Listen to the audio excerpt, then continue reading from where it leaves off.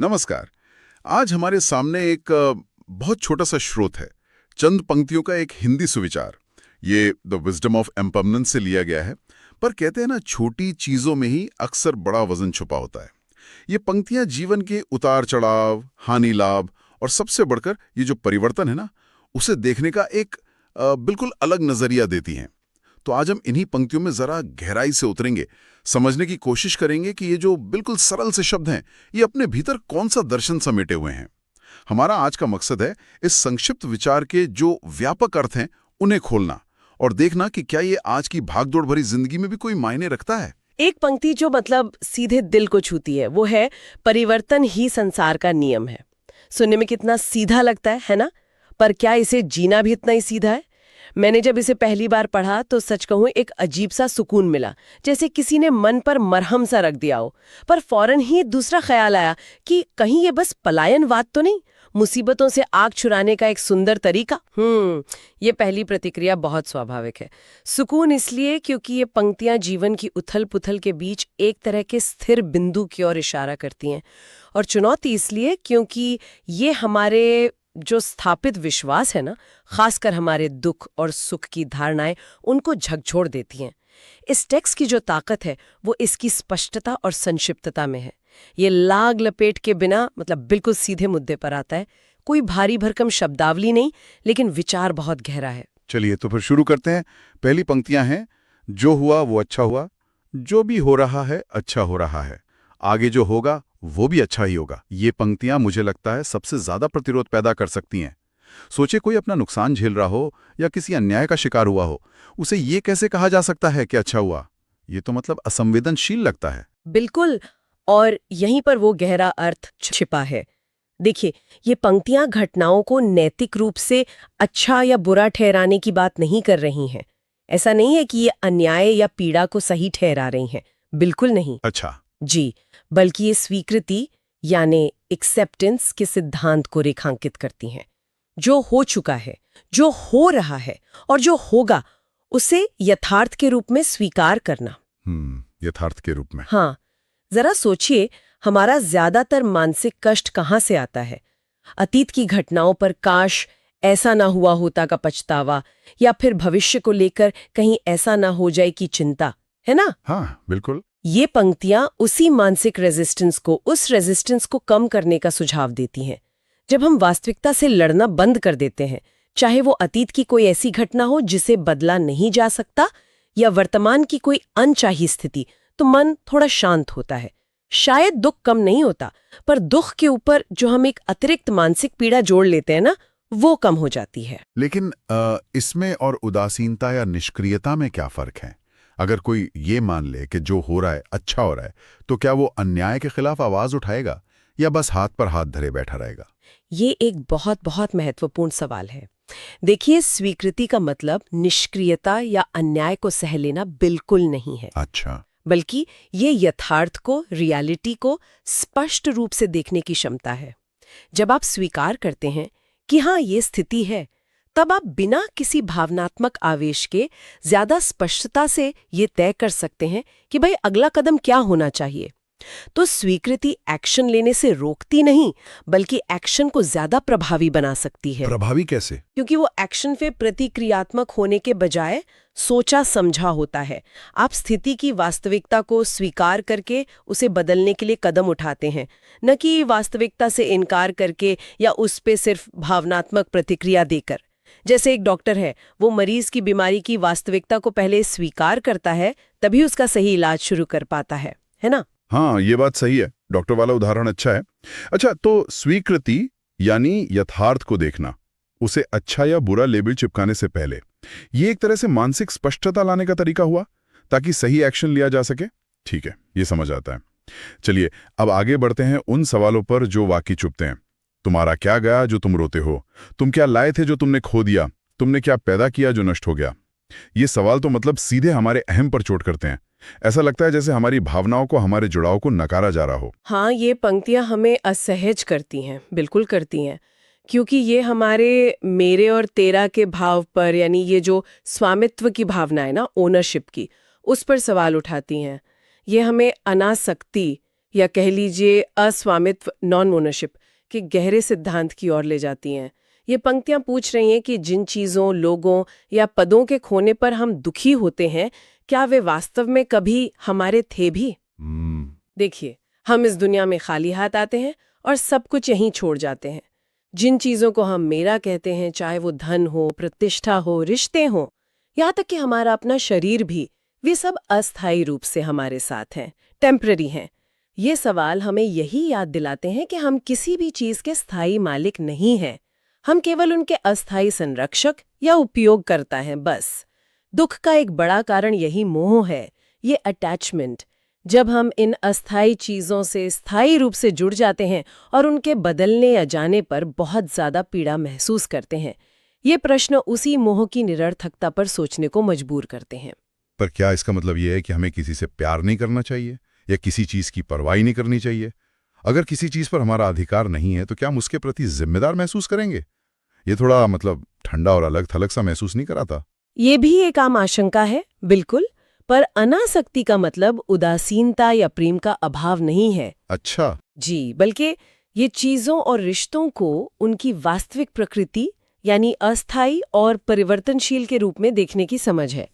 आप गहरे प्रेम और परवाह का अनुभव कर सकते हैं, अपनी जिम्मेदारियां निभा सकते हैं, बिल्कुल निभा सकते हैं, बिना उस चीज या व्यक्ति को अपनी संपत्ति समझे। हम बिना संपत्ति समझे। असल में जब हम ये स्वामित्व का भाव छोड़ देते हैं तो रिश्ते ज्यादा स्वस्थ हो सकते हैं, क्योंकि तब हम दूसरे व्यक्ति को कंट्रोल करने या बदलने की कोशिश करने के बजाय उसे वैसे ही स्वीकार कर पाते हैं जैसा वो है। हम चीजों का आनंद ले सकते हैं, उनका सही उपयोग कर सकते हैं, बिना उनके खोने के लगातार डर के। ये एक तरह की आजादी है, चीजों और लोगों के साथ हल्केपन से जुड़ने की स्वतंत्रता, ना कि उन्हें जकड़ कर रखने की कोशिश करने की। सोचिए, क्या हम किसी बहती नदी को मुट्ठी में पकड़ सकते हैं? नहीं, बिल्कुल नहीं। नहीं ना। हम बस उसके किनारे बैठकर उसकी सुंदरता का आनंद ले सकते हैं। हाँ, ये नदी का उदाहरण अच्छा लगा। चीजों और रिश्तों का जो प्रवाह है, फ्लो है, उसे स्वीकार करना, उन्हें बांधने की कोशिश किए बिना।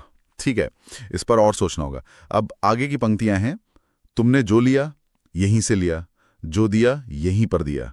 ये पंक्तियां तो कुछ ब्रह्मांडीय संतुलन जैसी लगती हैं, कॉस्मिक बैलेंस टाइप। बिल्कुल, ये पंक्तियां परस्पर जुड़ाव यानी इंटरकनेक्टेडनेस और एक सतत प्रवाह की बात करती हैं।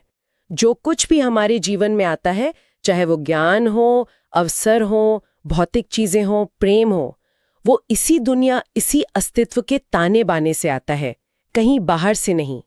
और जो कुछ भी हम देते हैं, अपनी सेवा, अपने विचार, अपनी ऊर्जा, वो भी इसी सिस्टम में वापस चला जाता है।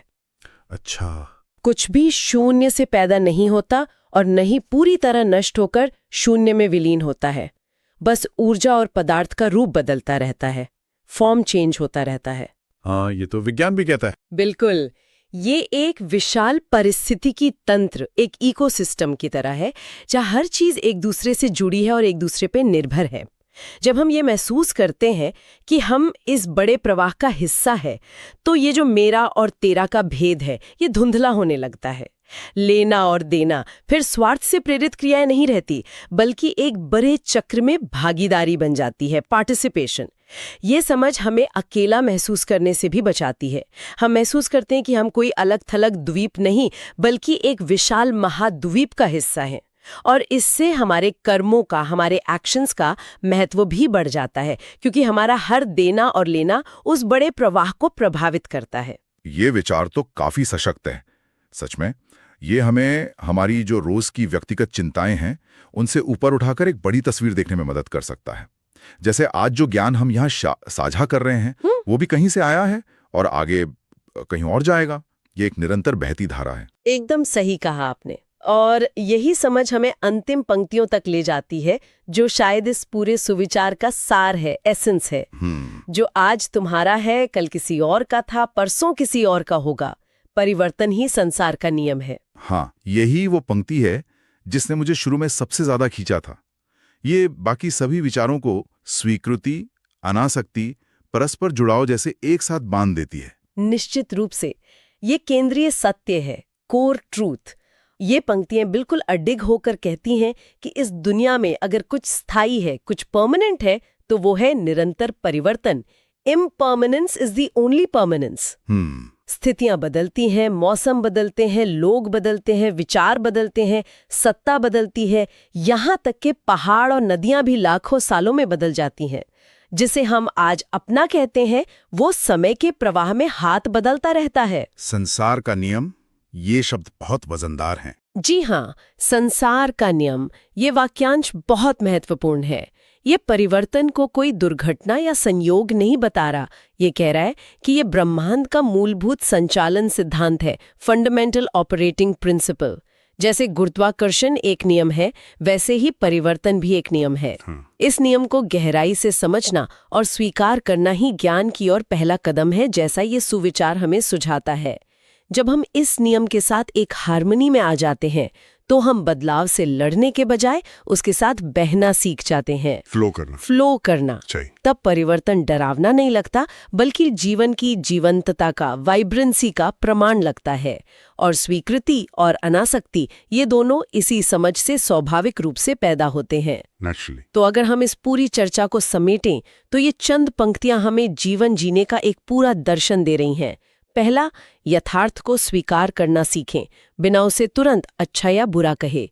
इससे क्या होगा? मानसिक शांति बढ़ेगी और सही कदम उठाने की स्पष्टता मिलेगी। बिल्कुल। दूसरा, ये समझें कि हम किसी भी चीज के स्थायी मालिक नहीं हैं। मोह दुख का कारण बनता है, तो अनासक्ति का अभ्यास हमें स्वतंत्रता देता है। हाँ। तीसरा, ये महसूस करें कि हम सब एक बड़े प्रवाह का हिस्सा हैं, जहां लेना और देना निरंतर चलता रहता है। हम अलग नहीं, बल्कि जुड़े हुए हैं। जी। और सबसे महत्वपूर्ण, ये जाने कि परिवर्तन ही जीवन का अटल नियम है। इस नियम को स्वीकार करने में ही समझदारी और शांति है। और ये सारे सूत्र एक दूसरे से जुड़े हुए हैं, एक पूरा नजरिया बनाते हैं। बिल्कुल।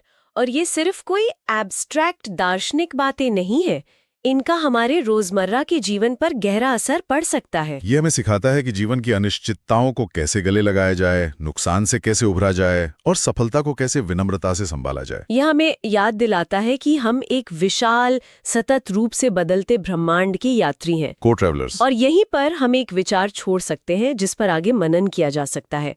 जैसा कि हमने चर्चा की, ये सिद्धांत सुनने में तार्किक लगते हैं, रीजनेबल लगते हैं, लेकिन क्या हो अगर कोई व्यक्ति सचमुच इन्हें अपने दैनिक जीवन में उतारने की कोशिश करे? मान लीजिए ट्रैफिक जैम में फंसने जैसी छोटी झुंझलाहट से लेकर नौकरी में कोई अप्रत्याशित बदलाव आ जाए, या रिश्तों में उतार चढ़ाव जैसी बड़ी घटनाओं तक, हर अनुभव को इस निरंतर परिवर्तन और अनासक्ति के चश्मे से देखने का प्रयास करें। सिर्फ बौद्धिक स्तर पर नहीं, मतलब इंटेलेक्चुअली नहीं, बल्कि भावनात्मक प्रतिक्रिया के स्तर पर, इमोशनली। तो उसके अपने अनुभव की गुणवत्ता पर, उसके आंतरिक शांति पर और दुनिया के साथ उसके संबंधों पर क्या वास्तविक प्रभाव पड़ सकता है? क्या छोटी छोटी चीजों में इस दृष्टिकोण को लागू करने से वाकई बड़े बदलाव आ सकते हैं? ये सोचने वाली बात है। ये वाकई सोचने के लिए एक शक्तिशाली बिंदु है। सिर्फ जानना ही काफी नहीं है, उसे जीना कैसे है और उसका प्रभाव क्या होगा, ये असली यात्रा है। इस सुविचार की गहराइयों में उतरने और इतने सारे पहलुओं को उजागर करने के लिए आपका बहुत बहुत धन्यवाद। मुझे लगता है कि इन विचारों में आज के दौर के लिए भी बहुत कुछ प्रासंगिक है, रेलेवेंट है। उम्मीद है सुनने वालों को भी इस चर्चा से कुछ नया सोचने और महसूस करने को मिला होगा। इस गहन विचार विमर्श में शामिल होने के लिए धन्यवाद।